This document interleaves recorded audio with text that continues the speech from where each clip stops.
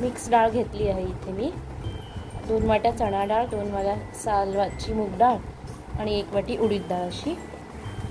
अजूनही हवे असतील तर आपल्याला तांदूळ किंवा गहू पण तुम्ही घालू शकता, पण मला इथे फक्त हाय प्रोटीन चिला करण्यासाठी पीठ भिनवायचं आहे म्हणून मी इथे ही मिक्स डाळ या 3ही डाळी अशा घेतल्या आहेत। आपल्या आवडीनुसार आपण घेऊ शकतो। आता मी हे दळून घेते छान।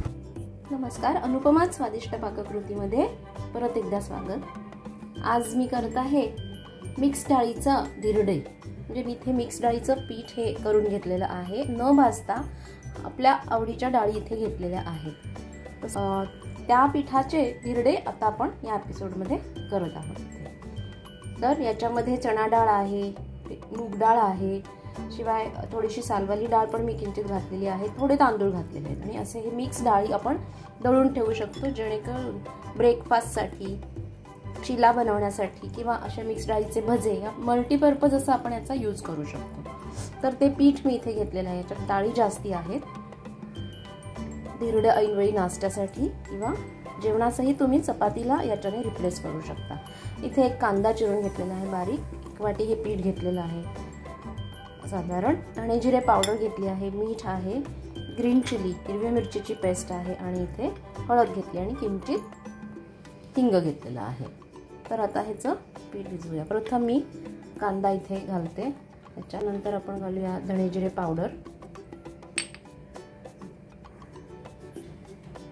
मीठ घालायचंय, हिरवी मिरची पेस्ट आवडीनुसार, कसं तिखट हवं असेल तसं आपण हे करू शकतो आणि इथे मी हळद। आता अगदी थोडंसं तेल लावण्यासाठी असं घेते आणि त्याच्यात आपण हे सगळं मिक्स करून घेऊ। पीठ घालूया आणि लागेल तसं पाणी, जसं सरसरीत मिश्रण आपल्याला हवं असेल तसं आपण हे मिश्रण करून घ्यायचं आहे। त्याच्यातच मी हिंग घातलंय थोडंसं,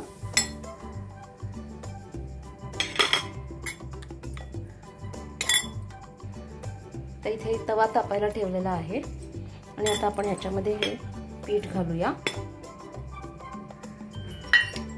अगदी प्लेन सुद्धा धिरडे ह्याचे करू शकतो आपण, पण मी आज जरा जाडसर, मला हे जेवणासाठीच हवे आहे म्हणून मी जरा कांदा, सीझनल भाज्या आपण घालू शकतो ह्याच्यामध्ये, गाजर किसून घालता येईल, किती प्रकाराने आपल्याला ही धिरडी बनवता येतात। आता आज माझ्याकडे टोमॅटो चटणी अवेलेबल आहे म्हणून मी फक्त कांदा घालून हे धिरडे बनवत आहे। तर ह्याच्यामध्ये आपल्याला घालायचं आहे पाणी,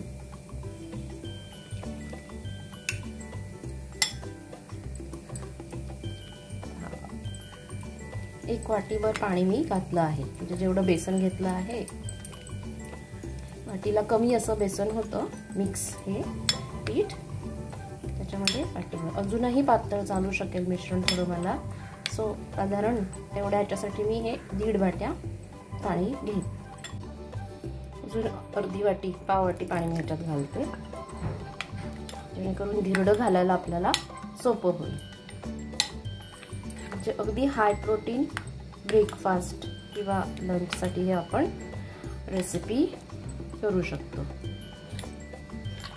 त्यात गव्हाचा पिठाचा किंवा ज्वारी कशाचाच वापर नाही आहे, फक्त प्रोटीन डाळीचं पीठ आहे हे, आणि थोडेसे तांदूळ मी याच्यात वापरले आहेत। असं इतकं रनी हे पीठ व्हायला पाहिजे।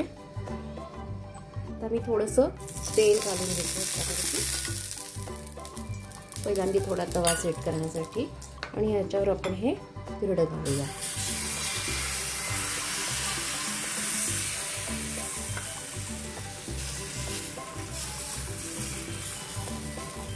डोसा पॅन मध्येही तुम्ही घालू शकता। असं झाकण ठेवायचं याच्यावरती, अगदी पटकन आणि इझिली निघता इतके झालेलं आहे।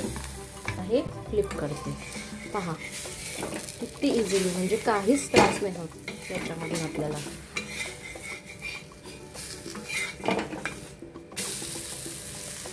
खूप असं मस्त क्रिस्पी कुरकुरीत, आणि परत थोडंसं अगदी किंचित तेल मी साईडला सोडते इथे।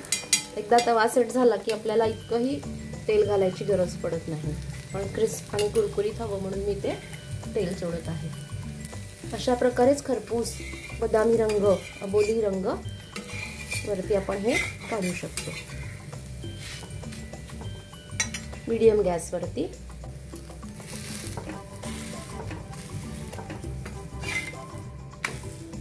दुसऱ्या साईडने पण छान क्रिस्पी झालेला आहे. आणि हे आता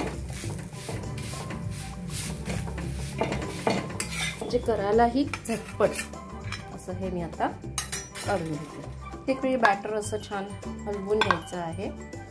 अजून एक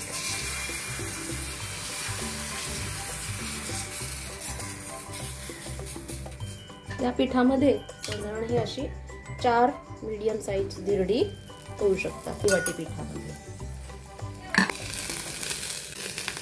काढून घेते आता. आणि भाज्या जास्ती वापरल्यास अजून एखाद दुसरं धिरडंही होऊ शकेल. जर गाजर कीस वगैरे आपण वापरला, मिक्स व्हेज असं करायचं असेल. हा किती सुंदर कलर आलेला आहे. मुळात म्हणजे झटपट निघतंय हे जास्ती महत्त्वाचं, कारण की घाईच्या वेळेस आपल्याला त्याचा फारच उपयोग होतो.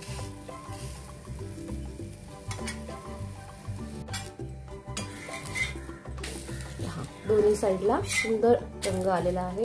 अशा रंगावरती आपल्याला हे दुसरं पण काढून घ्यायचं. अशा डोश्यासारखंही तुम्ही घालू शकता जर कांदा घातला नाही तर. असे प्लेन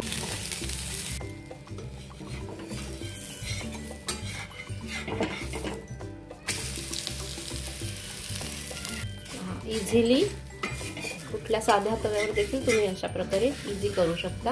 व्यवस्थित क्रिस्प झालेला आहे.